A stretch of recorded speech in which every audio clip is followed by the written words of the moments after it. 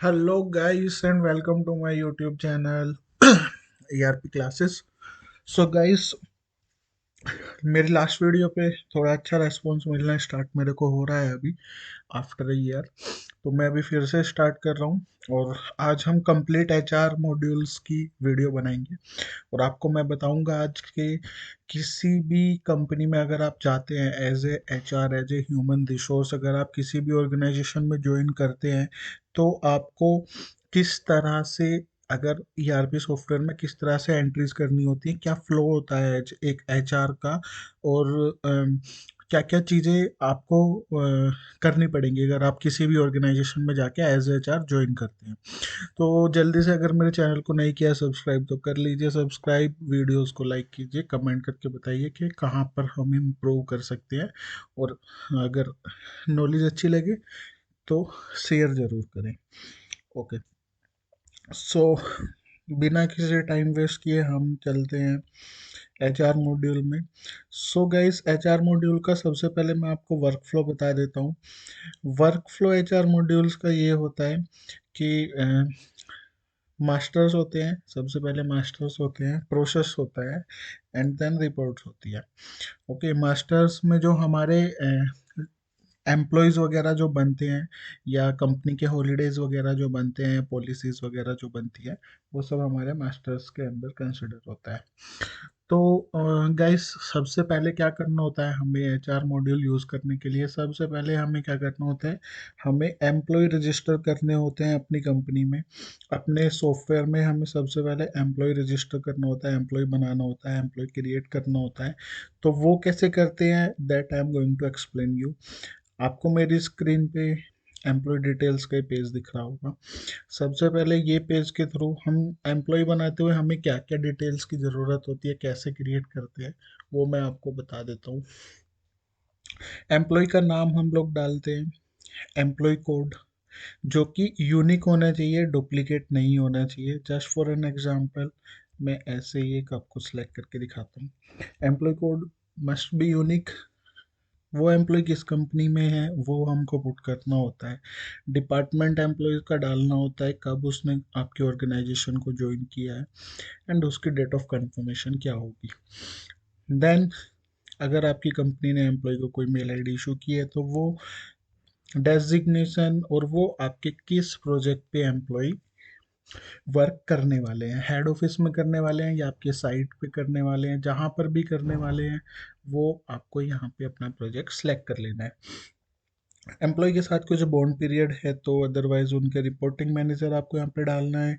Employ का status select करना है। कोई भी एम्प्लॉय अगर जब स्टार्टिंग में ज्वाइन होता है तो एज ए प्रोविजन पर ही ज्वाइन होता है। जो बाकी फिर जब ये उसका प्रोविजन पीरियड ओवर हो जाता है then you can transfer it to permanent.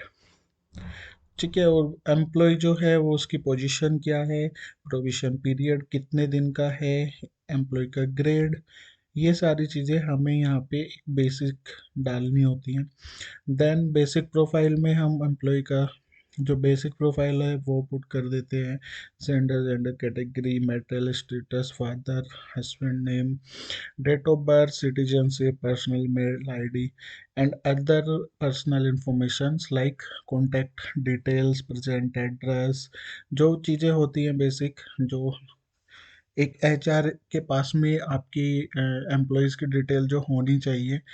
Emergency address क्या है, इमरजेंसी कॉन्टैक्ट नंबर क्या है अगर किसी भी इमरजेंसी में कॉन्टैक्ट करना हो तो, पैन नंबर क्या है, आधार नंबर क्या है, एंड पास्ट वर्क एक्सपीरियंस क्या है। ये सारी चीज़ें यहाँ पे पुट करनी होती हैं।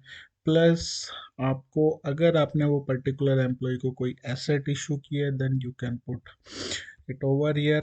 एसेट का नाम, एसेट की यूनिट, क्वांटिटी, इशू डेट, और जब भी अभी आप उसको रिसीव करेंगे एम्प्लॉय से रिटर्न तो वो उसकी receive date, receive back date.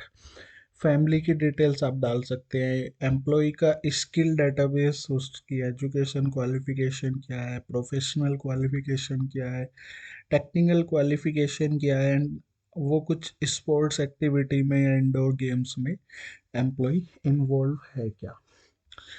Then the most important part पे आते हैं गाइस, वो है पे स्केल। पे स्केल में बेसिकली हमें एम्प्लॉय का पूरा पे स्केल प्लस उसके टैक्सेशन से रिलेटेड ईएसआई सीपीएफ से रिलेटेड सारी चीज़ें हमें यहाँ पे पुट करनी होती है। एम्प्लॉय की बेसिक सैलरी क्या है, एचआरए कितना दे रहे हैं, अदर जो भी अलाउंसेस आपके यहाँ पे यूज़ होते हैं, you can put it over here. System आपको ग्रोस सैलरी निकाल के देगा। If any retention money you want to hold, वो यहाँ पर पुट कर देंगे तो सिस्टम उतनी रिटेंशन मनी होल्ड करता हुआ चलेगा। ओके, अभी डिडक्ट पीएफ अगर आप यस करते हैं तो सिस्टम उसका यूएन नंबर मैंडेटरी करेगा, प्लस आपसे पीएफ कैलकुलेशन के मेथड्स के बारे में पूछेगा। There are three methods in PF calculation. पहला on actual, second cap limit वाला जिसमें आपका 15K पे आके एक कैप लिमिट लग जाती है, and third one is deduction on actual and contribution cap limit. तो जो भी मेथड आपका यूज हो रहा होगा आप वो मेथड यूज कर लेंगे, सो दैट सैलरी जनरेट करते हुए सिस्टम जो आपका कैलकुलेशन करेगा मैथ पीएफ का वो अकॉर्डिंगली ही करेगा। Deduct yes I see yes no, okay. बाकी टीडीएस कटना है या नहीं, welfare deduction PT deduction yes और नो करना है आपने। मोड ऑफ पेमेंट में आपका रहेगा कि उसको हम पेमेंट कैसे करेंगे, सैलरी की बैंक से करेंगे या कैश से करेंगे। तो उसमें ना सर्टेन ये होते हैं आपके थ्री पैरामीटर्स है, ट्रांसफ़र, चेक, कैश। जैसे भी आप पे करेंगे सैलरी एम्प्लॉय को वो आपको यहाँ पे सिलेक्ट कर लेना है। अगर ट्रांसफ़र है तो एम्प्लॉय की बैंक डिटेल्स आपको डालनी मैंडेटरी हो जाती है। सेव करेंगे, अप्रूव करेंगे तो यहाँ से आपका एम्प्लॉय क्रिएट हो जाएगा and you can upload there, upload the images as well. जो भी आपका एम्प्लॉय है उसकी इमेज आप यहाँ पे अपलोड करके रख सकते हैं। सेकंड फॉर्म पे आते हैं गाइस, एम्प्लॉय के बाद में आता है family details. If you want to upload the family details of your employ you can upload it over here. Employ select करेंगे, उनका फैमिली मेम्बर्स का नाम और वो जो भी है फैमिली मेम्बर्स का नाम, रिलेशन, अकाउंटेंट और प्रोफेशन, और उसके बाद में डेट ऑफ बर्थ यहाँ पे हम उनकी डाल देंगे। सेम एज ऐसे जितने भी हैं एम्प्लॉय के फैमिली में वो सब यहाँ पे आप अपलोड कर देंगे। उसके बाद गए कि सिंपल फॉर्म होता है कंपनी हॉलीडेज का।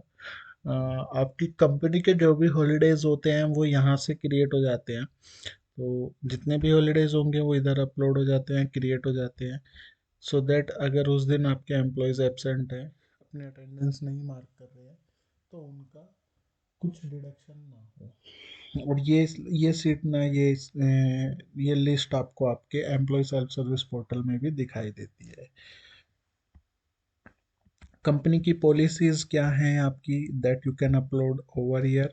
ये पॉलिसीज़ आपकी फिर आपके एम्प्लॉयज़ को विजिबल होती हैं यहाँ पे। इसमें हम अटैचमेंट भी अपलोड करके रख सकते हैं जो भी आपकी फ़ाइल होगी, so that employ can easily download it and जो भी आपकी पॉलिसी है उसके अकॉर्डिंग वो इजीली वर्क करे। It is just for communication purpose.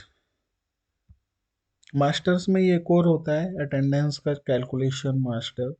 Attendance calculation master is just like के जो आपका होता है कि एम्प्लॉय का in time and out time क्या होगा, और उसके बाद में फिर अगर आप कुछ ग्रेस टाइम देते हैं वो क्या होगा, देन उसका लेट मार्क कब से लगना स्टार्ट होगा और कितने लेट मार्क पे एम्प्लॉय का सैलरी का डिडक्शन होना स्टार्ट होगा। वो पूरा प्रोसेस, वो पूरा क्रिएशन हम यहाँ पे इस फॉर्म से करते हैं। कंपनी शिफ्ट का नाम देके स्टार्ट एंड डेट डालने के बाद में वो किस पीरियड के लिए वैलिड है, उसके बाद में फिर हम उसमें इन टाइम डाल देते हैं 10, out time 18, grace time 10, 15, just just for an example.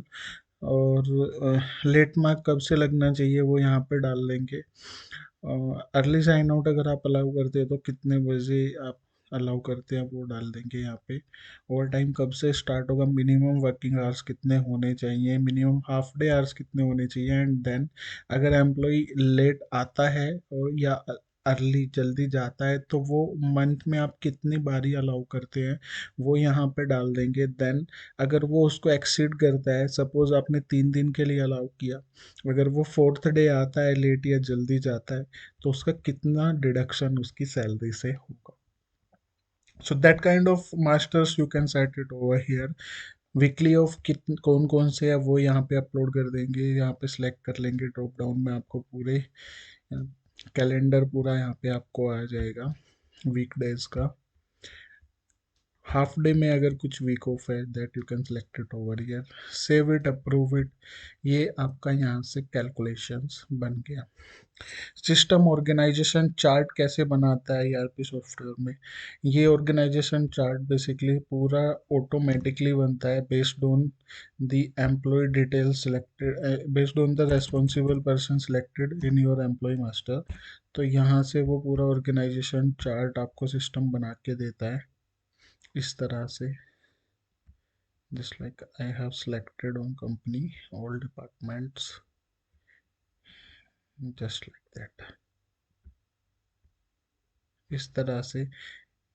ये इनके अंडर में ये 3 पर्सन्स हैं, अभी इनके अंडर में कोई नहीं है बट इनके अंडर में ये इतने लोग हैं।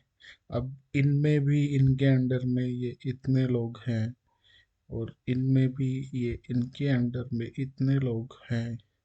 तो इस तरह से आपका पूरा ऑर्गेनाइजेशन चार्ट सिस्टम आपको बना के दे देता है। Okay, great. इसको आप एक्सपोर्ट भी कर सकते हैं, ये ऑटोमेटिक बनता है basically, just like that.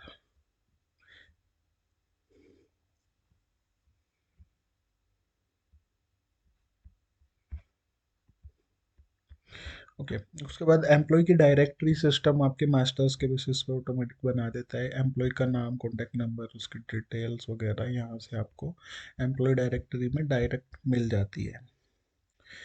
HR को अगर कुछ नोटिस बोर्ड का अनाउंसमेंट करना है, ही और she can announce it from here, और वो सभी एम्प्लॉयज़ को उनके पोर्टल पे विजिबल हो जाता है। जो आपकी बायोमेट्रिक अटेंडेंस होती है उसका यहाँ पे ये फॉर्म में आपको डाटा मिल जाता है देखने के लिए।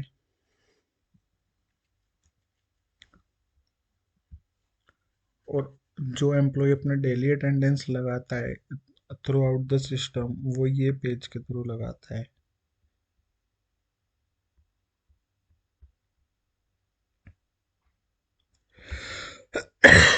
सॉरी, ये इस तरह से साइन इन बटन पे क्लिक करते हैं जैसे ही, तो वो सिस्टम वो साइन इन का टाइम ले लेता है बाय डिफ़ॉल्ट। अब अगर मैं कोई एक एम्प्लॉय आज के डेट में सेलेक्ट करता हूँ, मैंने यहाँ पे साइन इन अगर इसका करता हूँ, तो सिस्टम उनका ऑटोमेटिकली साइन इन टाइम ले लेगा।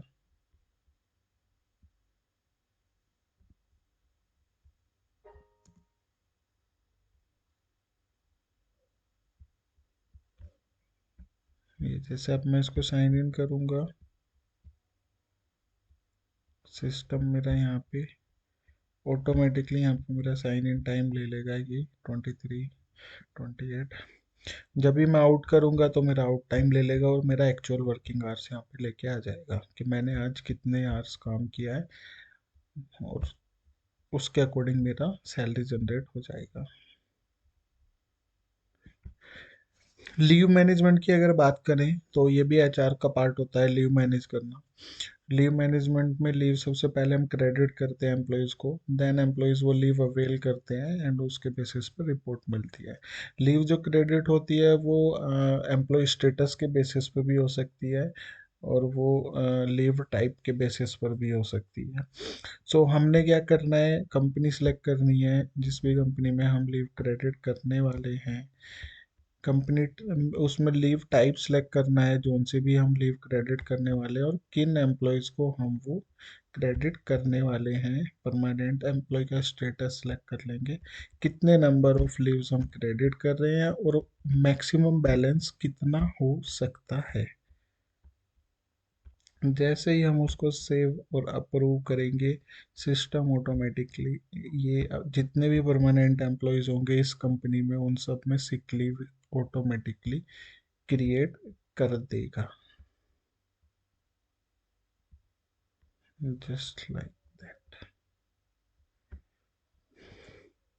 लीव रिकॉर्ड का फॉर्म लीव अवेल करने के लिए होता है बेसिकली। जैसे ही हम किसी भी एम्प्लॉय को कोई भी रीज़न से लीव लेनी है तो वो अपना employ code, leave start date, leave date select करके कौन सी वाली लीव वो लेने वाला है वो सिलेक्ट करेंगे। वैसे ही सिस्टम वो बता देगा कि उनके पास में बैलेंस कितना है, तो वो ले सकते हैं नहीं ले सकते हैं। मैंने 4 अप्लाई किया, बैलेंस टू है, सिस्टम अलाउ नहीं करेगा, that's why I am going to change the number of leave days.